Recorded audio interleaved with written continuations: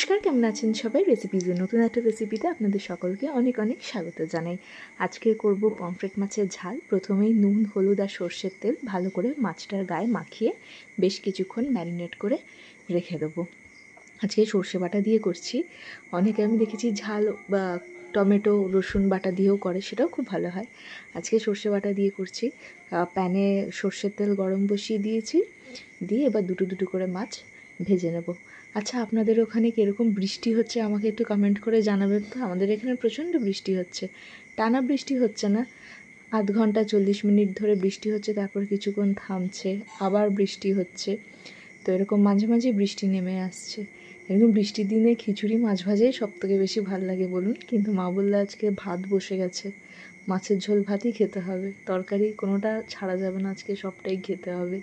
এরকম বৃষ্টির দিনেই, বৃষ্টি হলেই মনে হয় যে একটু যদি খিচুড়ি হতো, পাঁপড় ভাজা মাছ ভাজা হলেই খাওয়া হয়ে যায়, তাই না বলুন? দেখুন, গল্প করতে করতে এখানে আমার দুটো মাছ ভাজাও হয়ে গেল।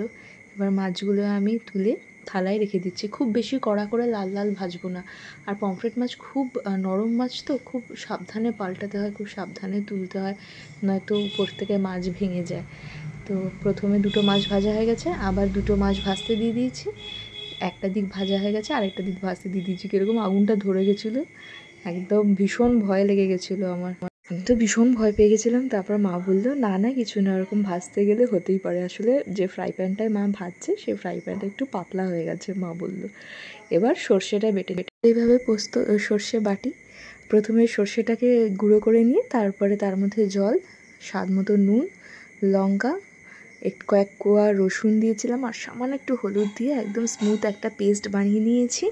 এতে আপনারা চাইলে একটুখানি পোস্তও দিতে পারেন, আমি আজকে শুধু সর্ষে দিয়েছি। দিয়ে এবার কড়াইতে সর্ষের তেল গরম করে নিচ্ছি। সর্ষের তেলটা গরম হতে হতে চলুন একটা মশলা বানিয়ে নিই। রেগুলারের মশলাগুলো একটু জল দিয়ে গুলে নেব। স্বাদ মতো লবণ, হলুদ, কাশ্মীরি লঙ্কার গুঁড়ো আর জল। আপনারা চাইলে ধনে গুঁড়ো, জিরে গুঁড়ো দিতে পারেন, কিন্তু আমার অতটা ভাল লাগে না এরকম ঝোল হলে, তাই জন্য দিইনি। এবার আমি কালো জিরে, কাঁচা লঙ্কা ফোড়ন দিচ্ছি, আর যে মশলাটা গুলে রাখলাম সেইটা দিয়ে একটু এর কাঁচা গন্ধটা চলে যাওয়া অবধি একটু এটাকে ভালো করে ভাজা ভাজা করে নেব।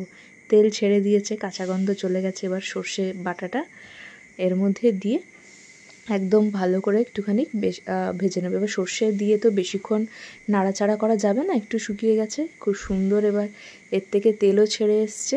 এবার এতে আমি পরিমাণ মতো জল দিয়ে একটু ফুটিয়ে নিয়ে মাছগুলো দিয়ে দেবো। অল্পই জল দিয়েছি, কারণ আমার তো বেশি মাছ ছিল না, 4টেই মাছ, আমাদের 2জন খাবে, তাই জন্য 4টেই মাছ।